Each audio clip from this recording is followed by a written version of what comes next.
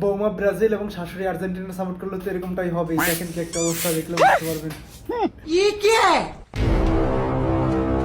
তোর বউরে কও সাজগো জানি ভাত রান্ধে না, মুই ভাত খাম না, মুই আজকে পোলাও খাম। ও মা, হ্যাঁ তুমি মোরে কাও কা, তোমার যা খাইতে মন চায় তুমি তোমার বউ মধ্যে কাও, ওরা আনকে দেবে তোমারে। তুই যে কা মোর শত্রু লাগে, মোর জীবনও কথা কম না। শত্রু? কবিথি তুমি মার লাগে কি করছো? মায় তোমার শত্রু কই কেন? হয় তোমার মা তোমার শত্রু, এই মুই যা পছন্দ করি না হেই এই তোমার মা মোর সামনে দিয়ে পড়তে পড়কে খালি ঘুরবে।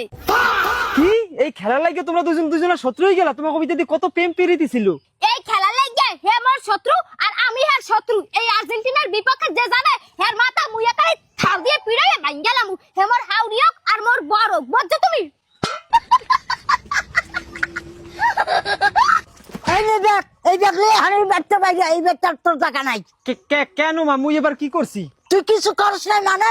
তুই তো এই সংসারে শনি। তোর আমি কতবার কইলাম তুই মোরে পছন্দ করা মাইরে বিয়ে কর, এই মাইরে বেরাজ করে। তুই এই মেয়েদের বিয়ে না করগা আছো যেটা হাড়কের মতো। উমা তুমি তোমার মাথাটা একটু ঠান্ডা করো, মুই এর বুঝেই বাজেই আজকে ভিতরে তোমার দলে আনতে আসি। ওমা আজকে বাজারে যে গরম পড়ছে, বাজারে টিহাই যায় না।